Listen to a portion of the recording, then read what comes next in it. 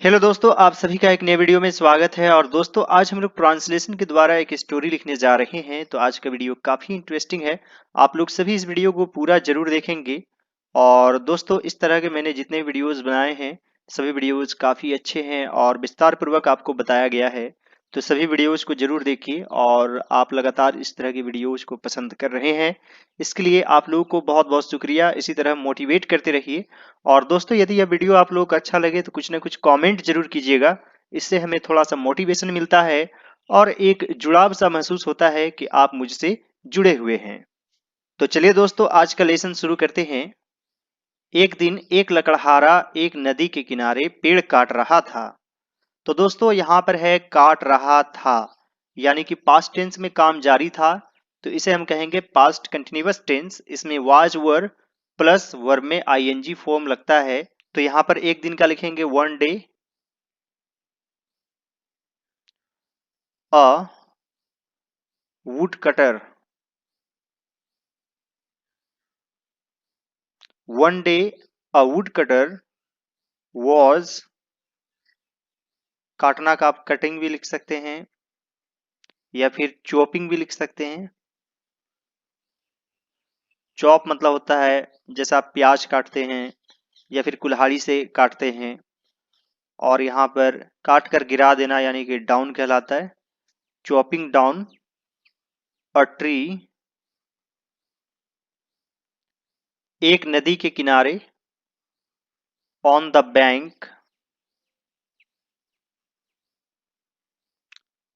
Of a river. दोस्तों, नदी के किनारे इसे इंग्लिश में लिखा जाता है on the bank of a river. और दोस्तों, बैंक मीन्स किनारा भी होता है और बैंक यानी जिसमें हम लोग पैसा जमा करते हैं उसे भी बैंक कहते हैं। या दोस्तों, आप ऐसे भी लिख सकते हैं कटिंग अ ट्री डाउन, इस तरीके से भी लिखा जा सकता है। अचानक उसका प्रहार चूक गया और उसकी कुल्हाड़ी उसके हाथों से फिसल गया और नदी में गिर गया। तो दोस्तों, यहाँ पर है चूक गया, यहाँ पर है गिर गया और फिसल गया। ये सिंपल पास्ट टेंस में है और सिंपल पास्ट टेंस में वर्ब टू यूज होता है और प्लस ऑब्जेक्ट। तो दोस्तों, यहाँ पर है अचानक। अचानक का लिखेंगे सडनली। उसका प्रहार चूक गया, ही से भी शुरू कर सकते हैं। He missed his stroke. Suddenly he missed his stroke and उसकी कुल्हाड़ी his axe slipped यानी फिसल गया उसके हाथों से out of his hand।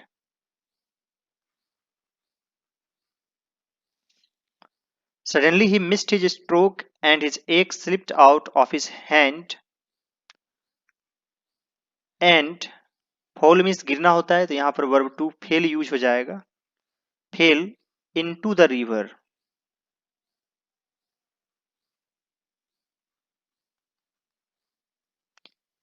और दोस्तों, इनटू का यूज कब करना है? जब कोई भी चीज गति में रहता है। मान लीजिए ये नदी है, तो यहाँ से ऊपर से गिरेगा तो ये गति में आएगा।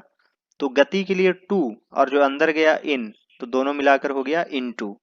तो इनटू का यूज जो होता है गति को दिखाने के लिए, मोशन को दिखाने के लिए होता है। लकड़हारा नदी के देवता से उसके कुल्हाड़ी वापस देने के लिए प्रार्थना करने लगा। तो यहाँ पर है करने लगा, यानी कि हम बिगेन यूज करेंगे। जैसे वह हंसने लगा, ही बिगेन टू लाफ। मैंने कई बार आपको बताया है और मेरे सभी वीडियोज को जरूर देखिएगा। बीच बीच में आपको बहुत कुछ सीखने को मिलेगा। तो दोस्तों, यहाँ पर हो जाएगा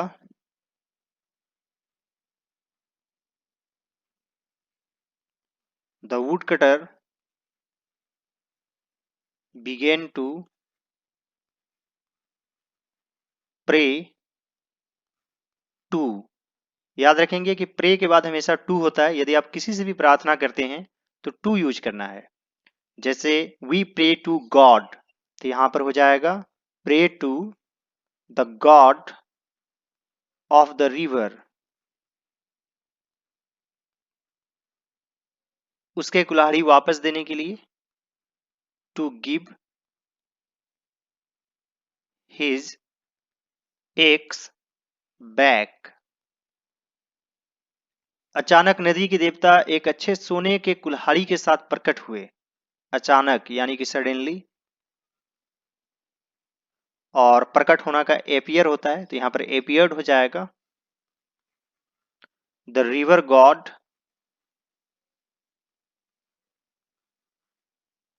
आप रिवर गॉड भी लिख सकते हैं या the god of the river भी लिख सकते हैं। Suddenly the river God appeared, एक अच्छे सोने के कुल्हाड़ी के साथ। With a fine x made of gold, made of gold यानी गोल्ड से बना। उन्होंने लकड़हारे से कहा, क्या यह तुम्हारा कुल्हाड़ी है?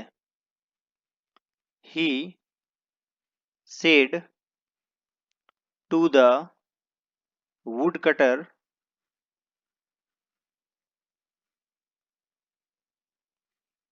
Is this your x?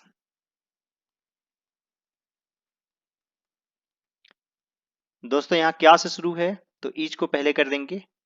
जैसे क्या यह तुम्हारी कलम है, इज दिस योर पेन, यानी कि शुरू में जब क्या रहता है तो कभी भी व्हाट नहीं होता है, हमेशा हेल्पिंग वर्ब होता है। यानी कि शुरू में क्या रहने से या तो इज या तो आर या तो हैव या तो हैज कैन कुड यही यूज होगा। यानी कोई ना कोई हेल्पिंग वर्ब ही यूज होगा, व्हाट यूज नहीं होगा। और यही क्या जब सब्जेक्ट के बाद रहेगा, तुम क्या हो या क्या है, तब व्हाट यूज होगा। लकड़हारे ने कहा, नहीं यह मेरा कुल्हाड़ी नहीं है। द वुड कटर सेड, लकड़हारे ने कहा, नहीं यह मेरा कुल्हाड़ी नहीं है। No it is not my axe. उसके बाद नदी के देवता ने पानी से एक चांदी की कुल्हाड़ी निकाला। देन, उसके बाद के लिए आप देन यूज कर सकते हैं या आफ्टर दैट। नदी के देवता ने पानी से एक चांदी की कुल्हाड़ी निकाला। द रिवर गॉड,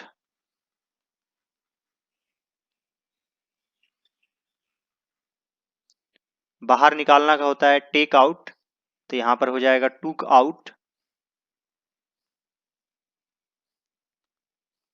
अ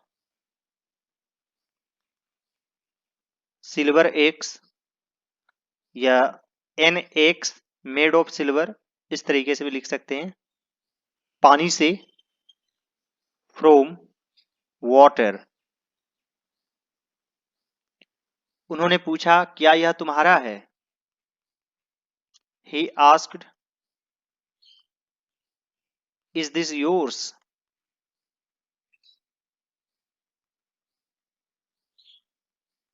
और दोस्तों यहां पर योर्स यूज करना है क्योंकि लास्ट में कभी भी योर नहीं आएगा, हमेशा योर्स आएगा।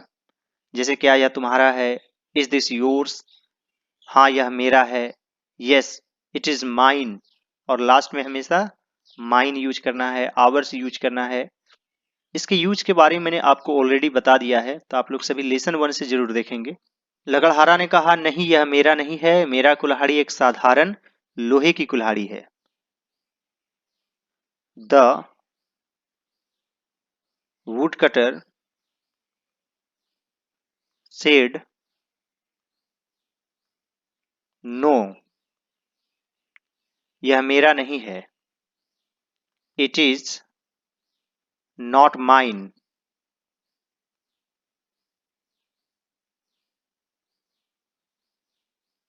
मेरा कुल्हाड़ी एक साधारण लोहे की कुल्हाड़ी है।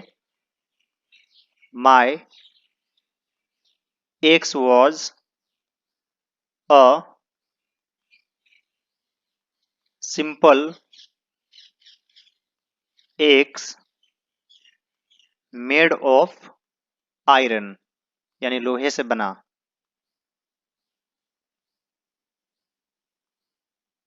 नदी देवता ने तब एक साधारण कुल्हाड़ी नदी से निकाला। The river God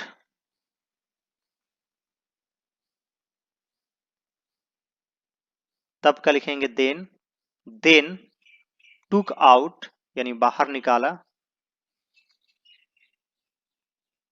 a common x नदी से। फ्रॉम द रिवर जैसे ही लकड़हारे ने इसे देखा वह चिल्लाया, वह मेरा कुल्हाड़ी है। जैसे ही इसे इंग्लिश में लिखा जाता है एज सुन एज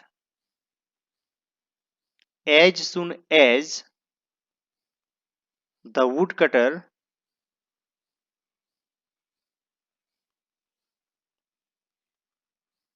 यहां पर सॉ यूज करेंगे, देखा, सी से सॉ बन जाएगा। सॉ इट वह चिल्लाया। ही क्राइड वह मेरा कुल्हाड़ी है। दैट इज माई एक्स नदी देवता ने कहा, इसे पकड़ो और तुम्हारी ईमानदारी के लिए इनाम में ये दोनों भी ले लो। द रिवर गॉड सेड इसे पकड़ो या इसे लो। टेक इट क्या लिखेंगे, टेक इट और तुम्हारी ईमानदारी के लिए। एंड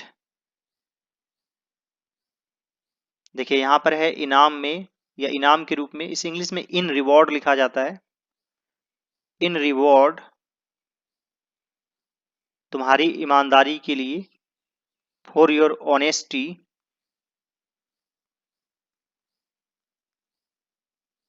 ये दोनों भी ले लो। Take this too as well. The river god said take it and in reward for your honesty take this too as well. ईमानदारी सबसे अच्छी नीति है। Honesty is the best policy.